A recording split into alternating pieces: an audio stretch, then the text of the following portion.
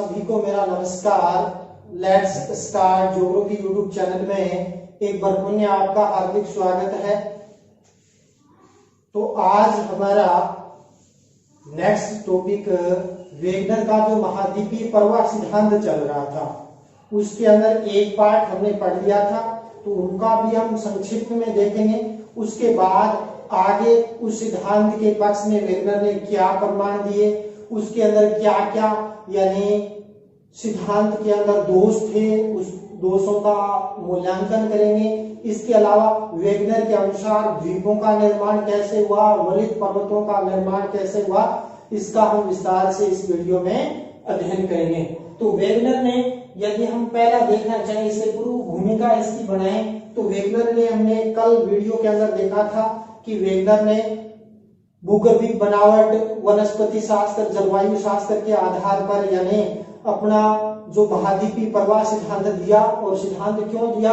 क्योंकि उससे पहले जो स्थलखंडों की स्थिरता की जो संकल्पना है उसको गलत प्रमाणित करने के लिए यानी वेगनर ने बताया विपरीत कार्बोनिफेरस युग के अंदर सभी महाद्वीप एक साथ जुड़े हुए थे, जिसको उसने क्या नाम दिया? पेंजिया दिया। और पेंजिया के चारों ओर एक विशाल महासागर था, पैंथालासा था।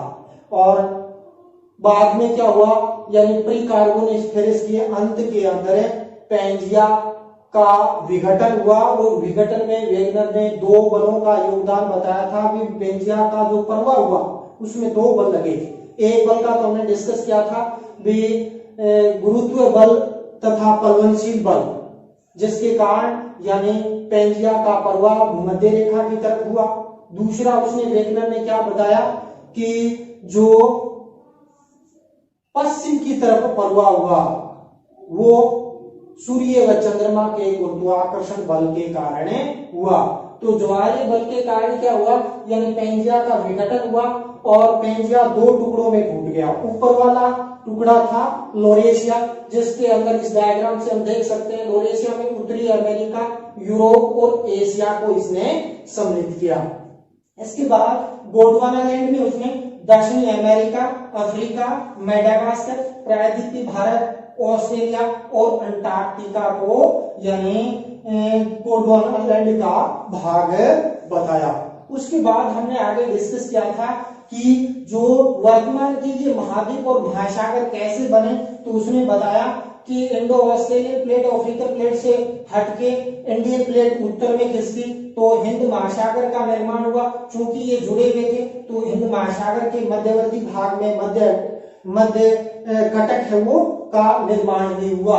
उसके बाद वेगनर ने बताया कि उत्तरी अमेरिका, दक्षिणी अमेरिका, पश्चिम की तरफ जो विस्थापन हुआ, जिसके कारण क्या है, यानी ये यूरोप और अफ्रीका से अलग हुए तो यहाँ एक अटलांटिक महासागर, जिसको अंध महासागर का निर्माण हुआ।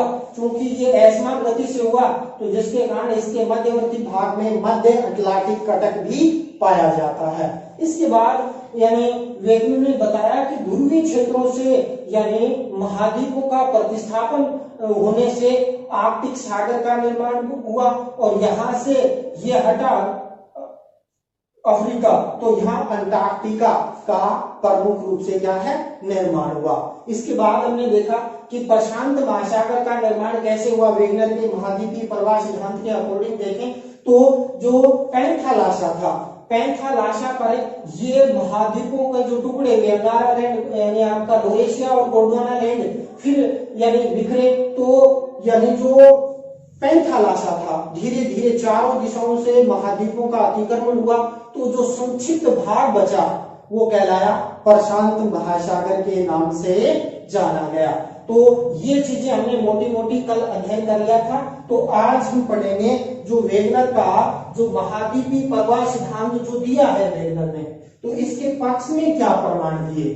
तो वेगनर के सिद्धांत के प्रमाण की यदि हम बात करते हैं, वे अपने सिद्धांत के पक्ष में क्या प्रमाण वेगनर ने दिए, तो वेगनर ने क्या किया कि भूगर्भिक बनावट, जलवायु तथा वनस्पति वितरण के आधार पर यानी प्रारंभ में वेगनर ने बताया कि जो ये वर्तमान के जो महाद्वीप हैं ये एक स्थल भाग के रूप में संगठित थे और जिसको उन्होंने पेंजिया के रूप में परिभाषित किया है। और वर्तमान की इस महाद्वीपों को यदि जोड़ दिया जाए तो पेंजिया का रूप दिया जा सकता है। तो एक तो प्रमाण ये हो गया कि इनको वर्तमान जो महाद्वीपों को यदि जोड़े तो पेंजिया के रूप में संगठित किया जा सकता है। और इसी घटना को क्या है, जिप्सा फिट के नाम से जाना जाता है।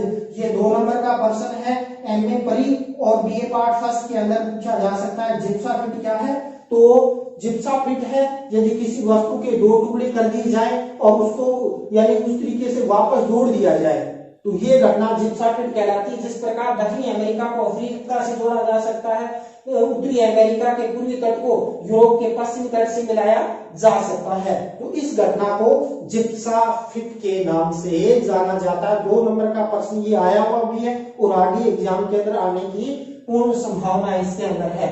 इसके बाद हम बात करते हैं। फर्स्ट क्या हो गया कि वर्तमान के महाद्वीपों को जोड़कर पेंजिया का रूप दिया जा सकता है। तो एक पक्ष तो गया ये। दूसरा यदि हम बात करते हैं अंध महासागर के जो यानी भौगोलिक क्षेत्र हैं उसमें एक रूपता पाई जाती है। और जैसे अंध महासागर है और इसमें उत्तरी अमेरिका को यानी कि पूर्वी तट को यूरोप के पश्चिमी तट से मिलाया जा सकता है, दक्षिणी अमेरिका के पूर्वी तट को अफ्रीका से मिलाया जा सकता है। तो अंध महासागर के दोनों तटों के अंदर यानी प्रमुख रूप से क्या है, समानता पाई जाती है। तो इसके आधार पर भी वेगनर ने प्रमाणित किया कि प्रारंभ में सभी महाद्वीप एक संगठित रूप में पेंजिया के रूप में संगठित थे। तीसरा यदि हम प्रमाण की बात करते हैं तो भूगर्भिक जो परमाणु के आधार पर वेगनर ने यह प्रमाणित किया कि अंध महासागर के जो दोनों तट हैं और उन दोनों तटों पर कैंडोनियन और हर्सिनियन पर्वत श्रेणियां पाई जाती है और इन पर्वत श्रेणियों में समानता पाई जाती है। और इस समानता के आधार पर भी वेगनर ने क्या प्रमाणित कर दिया कि ये स्थलखंड आपस में जुड़े हुए थे। तो ये तीसरा प्रमाण के रूप में हम देखते हैं। यानी फर्स्ट तो इसको जोड़ा जा सकता है। दूसरा इसने क्या कहा कि अंध महासागर के दोनों जो तट हैं इसको आपस में जोड़े तो यानी ये आपस में संगठित रूप से इनको किया जा सकता है। और तीसरा भूगर्भिक परमाणु के आधार पर अंध महासागर के जो दोनों तट हैं इनमें कैंडोनियन और हर्सिनियन युग की जो पर्वत श्रेणी है उसमें समानता पाई जाती है। इसके आधार पर वह प्रमाणित कर दिया कि पेंजिया के रूप में सभी महाद्वीप संगठित थे। चौथा यदि हम देखें दक्षिणी अमेरिका के पूर्वी तट यानी दक्षिणी अमेरिका के पूर्वी तट को अफ्रीका से मिलाया जा सकता है और इनके पश्चिमी तटों का अध्ययन के आधार पर दोनों तटों में समानता बताई है। यानी क्या कहा, यानी दक्षिणी अमेरिका और अफ्रीका का जो पश्चिमी तट इसमें मिलाया जा सकता है लेकिन पूर्णतः नहीं मिलाया जा सकता। 400 से लेकर कितना, 400 से लेकर 800 किलोमीटर का अंतर आता है।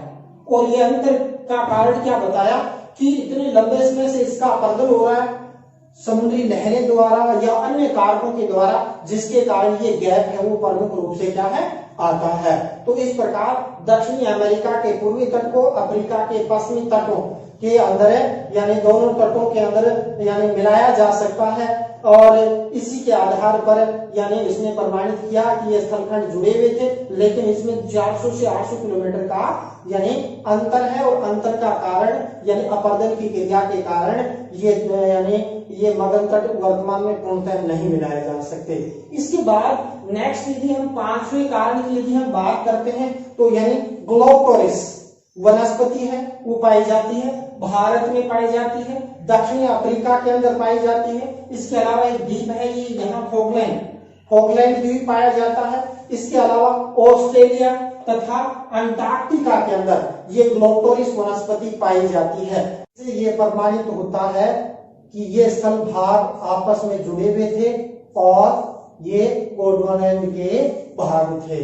यदि हम 5वां कारक की जाना चाहे यानी इसका यानी इसके पक्ष के अंदर तो यानी टिलाइट चट्टाने, ये 2 नंबर का प्रश्न भी पूछा जा सकता है कि टिलाइट अवसादी चट्टाने हैं जो हिमानी निक्षेप क्रिया के द्वारा निर्मित है। और ये चट्टानें गोंडवाना के अंदर, जिसके अंदर दक्षिणी अमेरिका, अफ्रीका, प्रायद्वीपीय भारत, ऑस्ट्रेलिया, मेडागास्कर, अंटार्कटिका और फोकलैंड के अंदर पाई जाती है। तो इससे भी ये साबित होता है कि ये स्थलखंड है वो आपस में जुड़े हुए थे। इसके बाद यदि हम देखना चाहें भी नेक्स्ट इसके पक्ष में परमाणु वेगनर के महाद्वीपीय प्रवाह सिद्धांत के पक्ष में देखें तो जो कार्बोनिफेरस युग में हिमानीकरण का प्रभाव है वो फोकलैंड, दक्षिणी अफ्रीका और इसके अलावा भारत, ऑस्ट्रेलिया में पाया जाता है। और ये तभी संभव है जब ये स्थलखंड आपस में क्या थे, जुड़े हुए थे। और ये इसका जो दक्षिणी ध्रुव था वो दक्षिणी अफ्रीका के अंदर यानी नटाल के पास या यूं कहें डरबन के पास स्थित था। तो ये भी वेगनर के पक्ष में यानी प्रमाणित होता है। इसके बाद यदि हम नेक्स्ट वेगनर के महाद्वीपीय पक्ष में जो तर्क दिया, उन्होंने बताया कि अंध महासागर के दोनों जो तटों की जो चट्टानें हैं उसमें पाए जाने वाले जो जीवाश्म अवशेष हैं, वनस्पति अवशेष है, उसमें समानता पाई जाती है यानी अटलांटिक महासागर के इन तटों और इन तटों में। तो इससे भी साबित होता है कि ये स्थलखंड आपस में जुड़े हुए थे। इसके अलावा नेक्स्ट इसके पक्ष में परमाणु की बात करते हैं तो जो स्कैंडिनेवियन क्षेत्र है यहाँ पर एक जीव पाया जाता है, लैमिंग। कौन सा जीव पाया जाता है? लैमिंग जीव पाया जाता है। और लैमिंग जीव की विशेषता क्या है, यानी जब ये बहुतायत से हो जाते हैं ये जीव तो यानी ये पश्चिम की तरफ दौड़ते हैं। यानी स्कैंडिनेवियन क्षेत्र था, ये उत्तरी अमेरिका वाला जुड़ा हुआ था, तो अधिक संख्या में होने पर ये पश्चिम की तरफ दौड़ते थे। और जब ये भूखंड अलग हो गए तो ये स्कैंडिनेवियन जीव पश्चिम की तरफ दौड़ते हुए और इस समुद्र में जाकर समाप्त हो गए। तो इस प्रकार इसके आधार पर भी ये प्रमाणित होता है कि ये स्थलखंड है वो आपस में जुड़े हुए थे। इसके अलावा यदि हम देखना चाहें तो जो ब्राजील का जो पठारी भाग है, इस पठारी भाग में सोना पाया जाता है। और यहाँ पर अफ्रीका के अंदर देखें तो इस क्षेत्र के अंदर यानी अवसादी चट्टानों के अंदर यानी सोना के निक्षेप मिलते हैं, प्लेसर चट्टानों के अंदर जिसको कहते हैं। तो ये प्रमाणित होता है कि ये भूखंड इससे क्या है, जुड़ा हुआ था। तो ये भी इसके पक्ष में प्रमाणित होता है। और इसके बाद यदि हम देखें तो ये तो आ जाता क्या है, यानी वेगनर के महाद्वीपीय पक्ष में प्रमाण। इसके साथ हम थोड़ा सा इसके अंदर देखेंगे कि वेगनर ने यानी द्वीपों या द्वीपीय तोरणों की उत्पत्ति कैसे बताई है।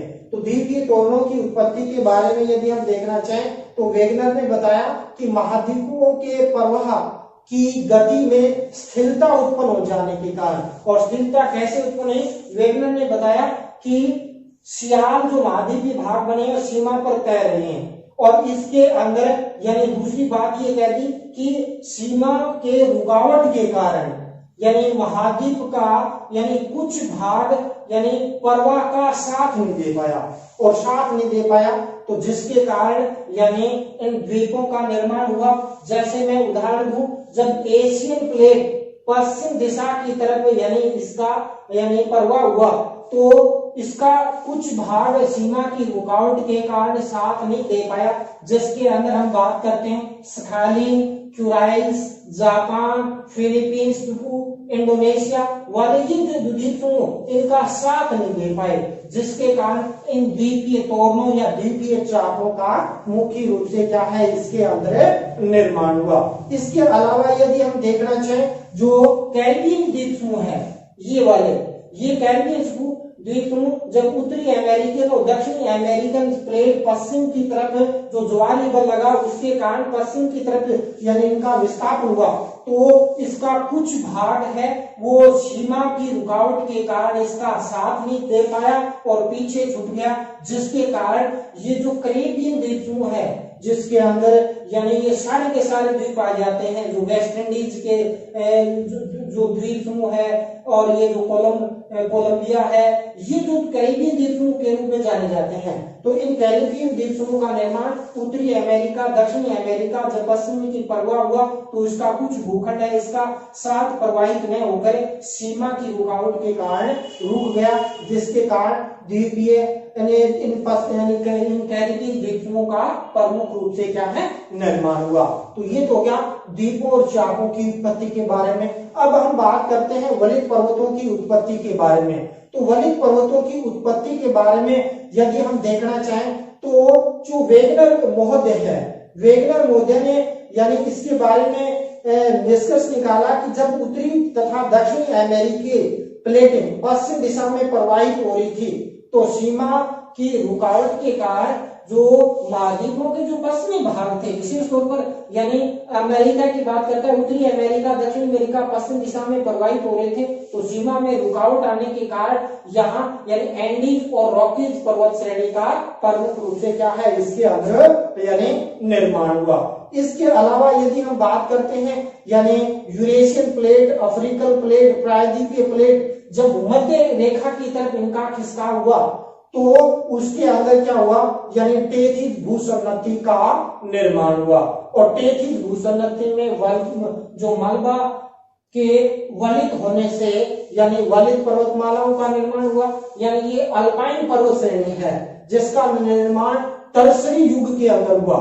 तो इनका निर्माण भी यानी इसके द्वारा यानी बताया कि जब एशियन, अफ्रीकन, इंडियन प्लेट भूमध्य रेखा की तरफ खिसकी तो यानी यहाँ यानी जो टेथिस भूसन्नति बनी, और टेथिस भूसन्नति ने वलन की क्रिया के कारण जो अल्पाइन पर्वत श्रेणी है वो टर्सरी युग के अंदर प्रमुख रूप से क्या है निर्माण हुई। और हिमालय का निर्माण भी इस तरीके से हुआ था जब इंडियन प्लेट यानी उत्तर की तरफ खिसकाव हुआ या टेथिस भूसन्नति थी, टेथिस भूसन्नति का जो मलबा है वलित होने से जो ये हमारी हिमालय पर्वत श्रेणी है इसका निर्माण भी इसी प्रोसेस के तहत प्रमुख रूप से क्या है हुआ।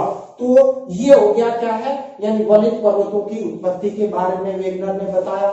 इसके बाद हम बात करते हैं सिद्धांत का मूल्यांकन। तो वेगनर के सिद्धांत के मूल्यांकन की बात करते हैं तो वेगनर ने जो अपना महाद्वीपीय प्रवाह सिद्धांत दिया था तो मूलतः वो जलवायु के जो पास के जो तथ्यों का अध्ययन कर रहे थे, और जैसे जैसे ये सिद्धांत आगे बढ़ता गया जो वेगनर महोदय है वो लोभ में पड़ गए और उन्होंने क्या है धीरे इस सिद्धांत में कुछ विवादास्पद बातें कह दी। यानी एक तरफ तो कह दिया कि सियार सीमा पर तैर रही है बिना रुकावट के, दूसरी तरफ क्या कह दिया कि सीमा के रुकावट के कारण क्या है यानी जो ये पर्वत श्रेणी है वलित पर्वत श्रेणी का और द्वीप चापों का निर्माण हुआ। तो परस्पर विरोधी बातें वेगनर ने के सिद्धांत में की। इस सिद्धांत के अंदर यदि हम देखना चाहें तो निम्नलिखित मुख्य रूप से क्या है इस सिद्धांत के अंदर कमियां थी। तो सर्वप्रथम वेगनर के सिद्धांत की कमियों की यदि हम बात करते हैं तो वेगनर द्वारा जो प्रयुक्त बल था, कौन सा बल बताया था, ज्वारीय बल, और ज्वारीय बल किसके द्वारा उत्पन्न हुआ, सूर्य तथा चंद्रमा का गुरुत्वाकर्षण बल के कारण यानी इन महाद्वीपों का पश्चिम की तरफ क्या हुआ प्रवाह हुआ।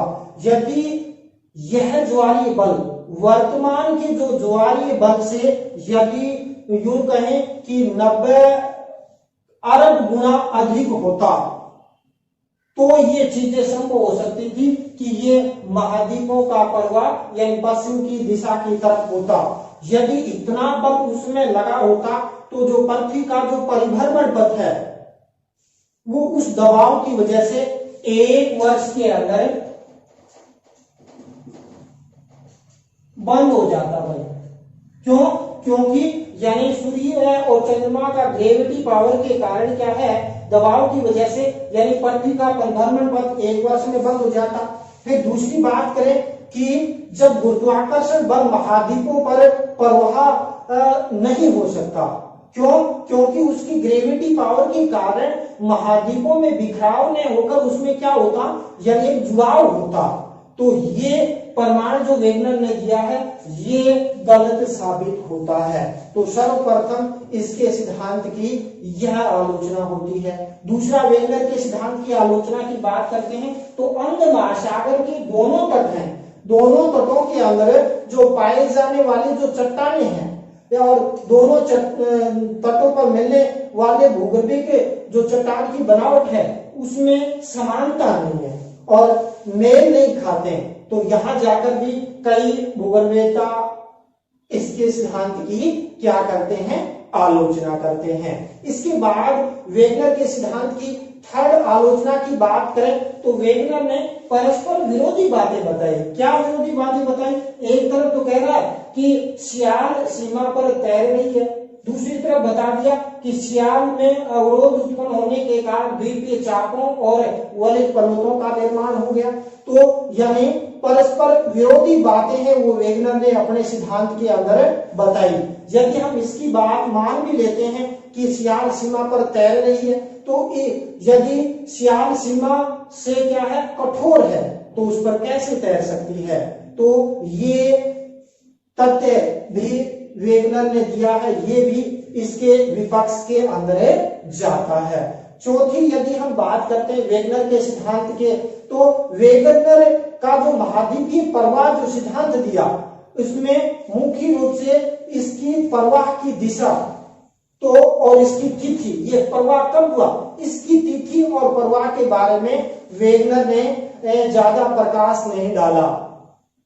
तथा उसके अंदर देखें तो जो पेंजिया का जो कार्बोनिफेरस युग के अंदर